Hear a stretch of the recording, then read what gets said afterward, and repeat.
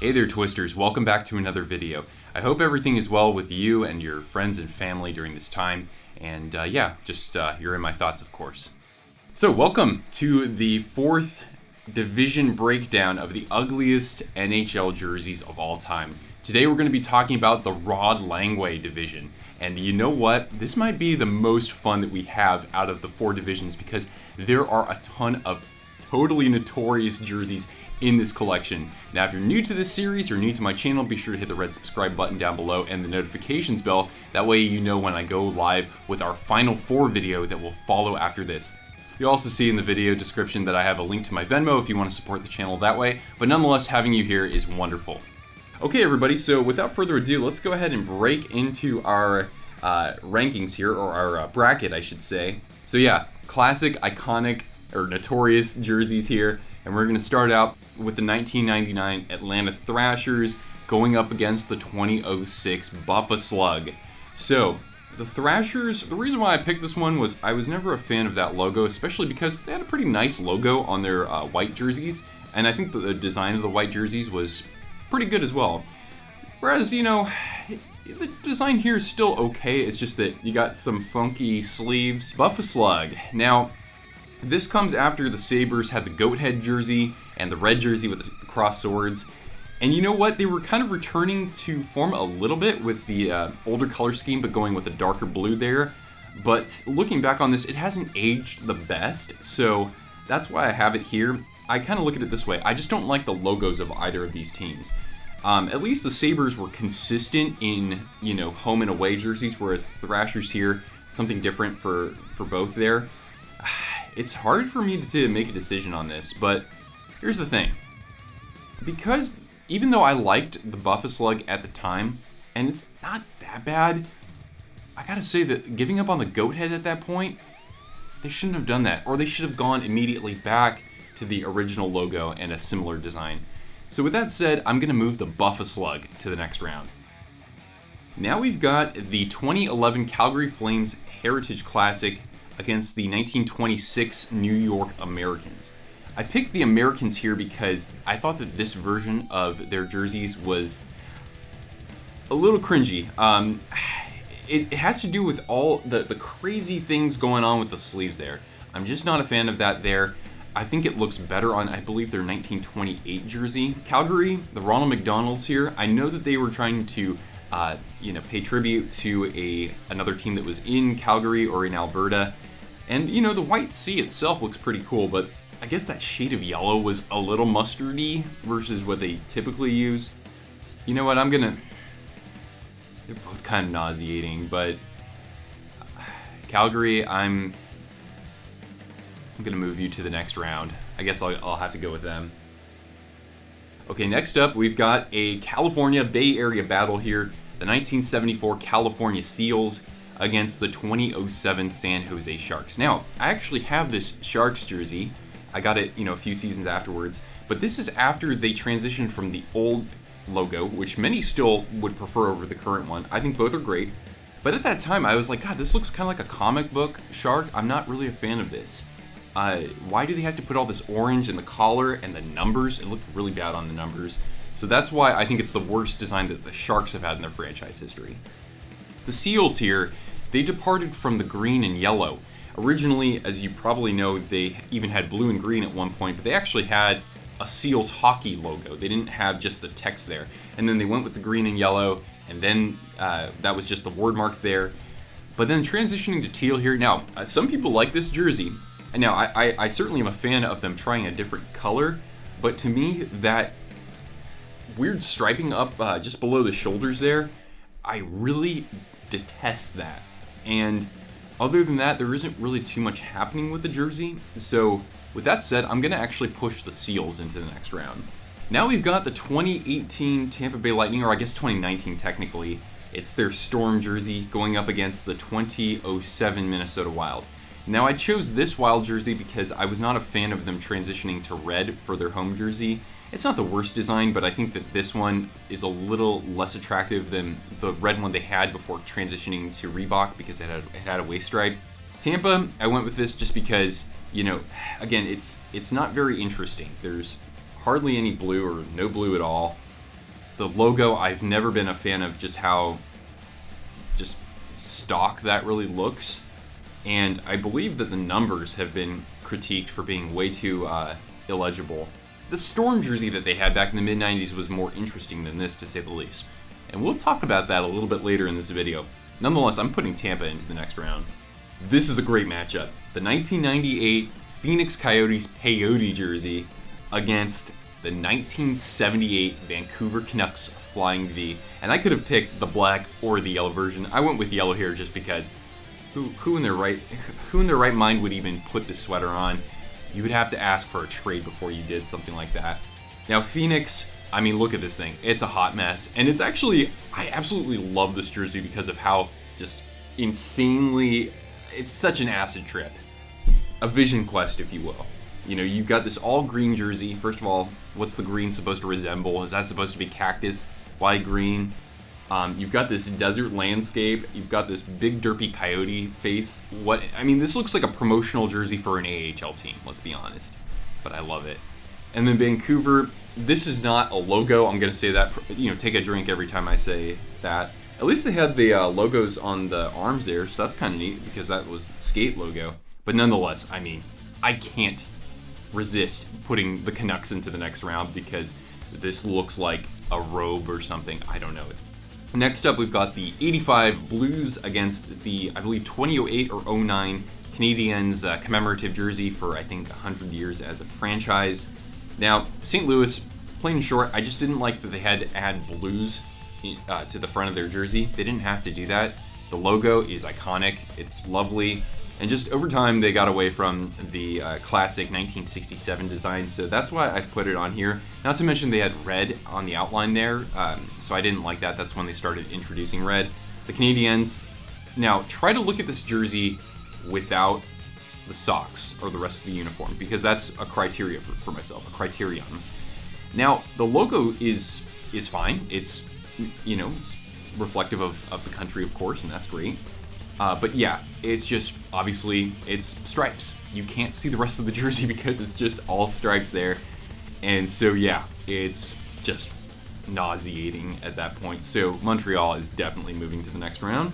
Here's another good matchup here. I've got the 1996 Islanders going up against the 2003 Anaheim, or Mighty Ducks of Anaheim alternate. So I chose this version of the Islanders because I thought the Fisherman logo, as gross as it was at the time, we've come to really love it, and it fit the theme of the jersey much better, the you know, the aesthetics. And then the Ducks here, it's plain. I mean, I don't like the contrast between the eggplant and the black so much, and I mean, it really does not fit in with that Mighty Ducks logo. You can tell that they were going to transition away from that at some point. I think script jerseys, I'm open to that. And there is enough going on with, you know, they have a shoulder logo. Again, it's not really in the family of the Mighty Ducks so much. They got the numbers on the sleeves there, so that's different. And, you know, the gray or the silver there, at least that provides a little bit of contrast, but it kind of reminds me of the Kings, considering it's black and silver in a sense. The Islanders here, I mean, let's look at that waist stripe. I mean, you can't see it too well in this here, but, you know, they got kind of like the toothpaste sort of tricolor thing going on with that, and the shoulders there. The Lighthouse logo, I actually think that that's a nice touch. But then you've got those crazy numbers and the nameplate. I mean, those were just, now that's nauseating to me. So at least Anaheim's clean design. It's not my favorite, but the Islanders here is just, it's warped. It's a warped design. So, and they put the classic Islanders logo on that jersey afterwards to try to correct things. That's the big faux pas. So I'm moving the Islanders easily into the next round. Now we've got the 1996 Tampa Bay Lightning Storm jersey against the Calgary Flames. Again, it's a script jersey, but the thing is that why are you going to mess with the C? Why do you have to downsize the C and downplay that? Yeah, the script looks nice, but nonetheless, you know, no one's asking for this, really. The shoulder logos I really like, and I think the striping on this is fine too. It's got a really weird neckline though. Take a look at that. So that's why it's on this list.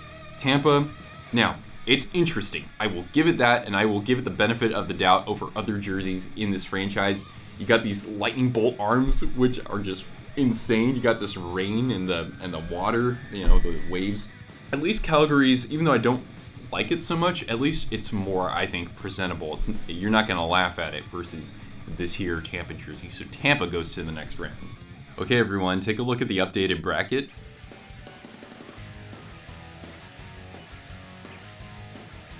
All right, let's get started with the second round. So things are going to get more difficult here. We're going to start out with the 2006 Buffa Slug against the 1978 Flying V. All right, so here we have two teams that had radically departed from the current their previous design there, right? So Vancouver, they used to have the stick and rink, blue and green, more emblematic of the Pacific Northwest there.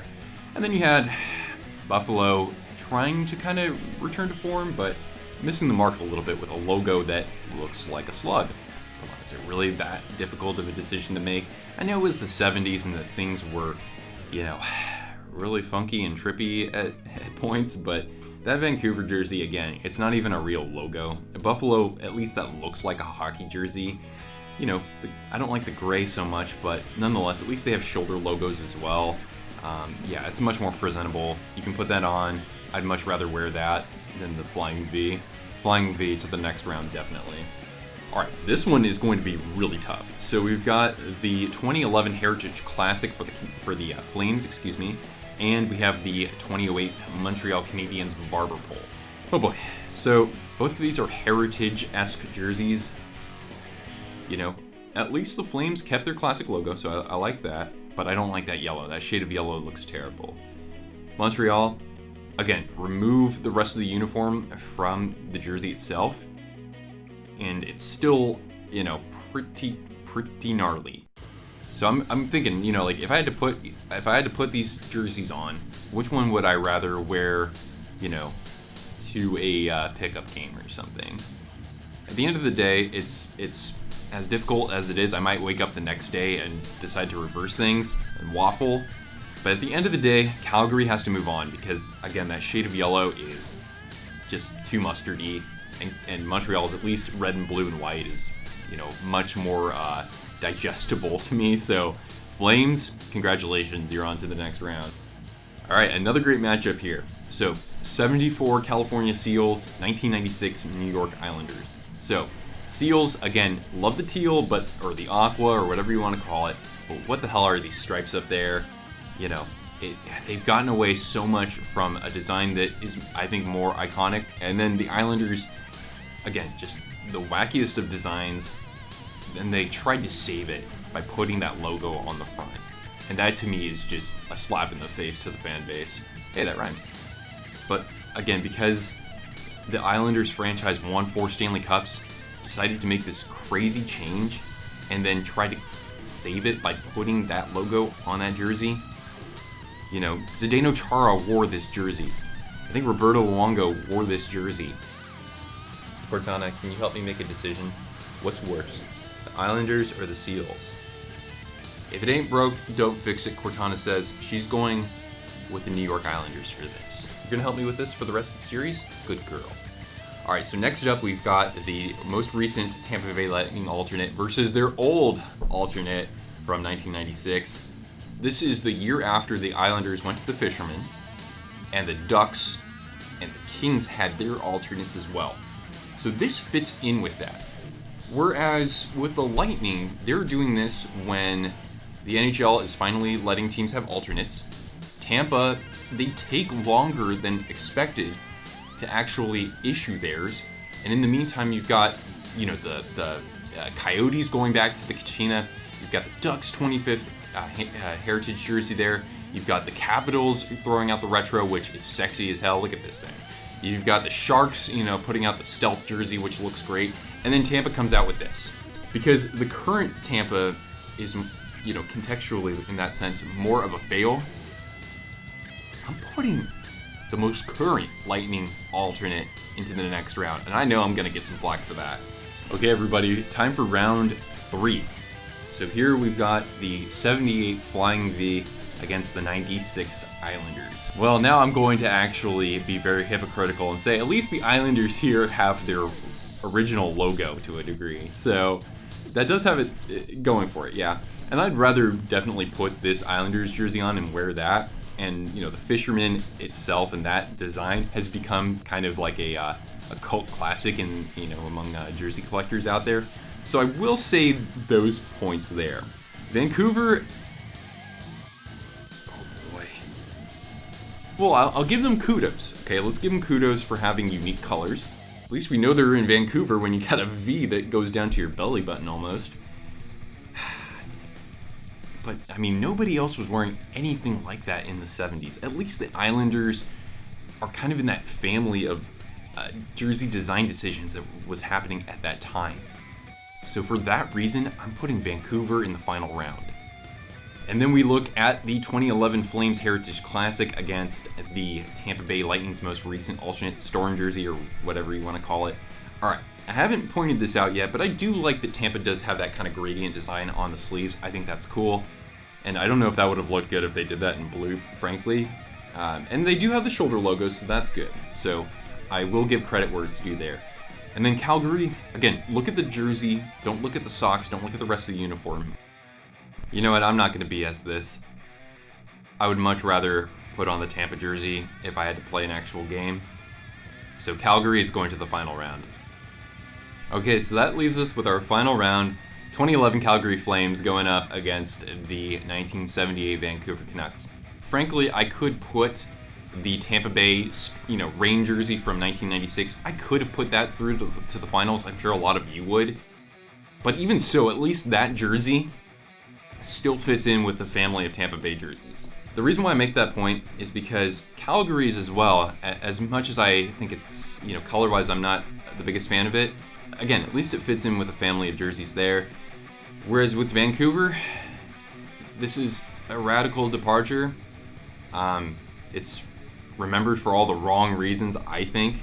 And the black jersey is just as ugly, and it would totally represent well in this here tournament of mine. So to me, it's really a no-brainer. I have to put Vancouver into the Final Four as the champion of the Rod Langway division. So that means the stage is set for our Final Four. We have the 1978 Vancouver Canucks. We have the 1995 LA Kings Burger King. We have the 2011 New York Islanders alternate and the 2013 Buffalo Sabres Turd Burger. So we've got our Final Four set, and I'm going to make a separate video of that. I'm also going to put a poll on my Twitter, so be sure to follow my Twitter at Nick_Pinkerton. That's my name. And then that way you can participate in the poll, and I can put the results in the video. So be sure to head over to my Twitter and give me a follow there. Be sure to hit the red subscribe button and the notifications bell so you're always up to date with Twisted Wrister content. Thanks so much for tuning in for this series, guys. I look forward to seeing what your opinions are in the comments below and what you think is the ugliest jersey of all time when we get around to the Final Four. Catch you later, guys.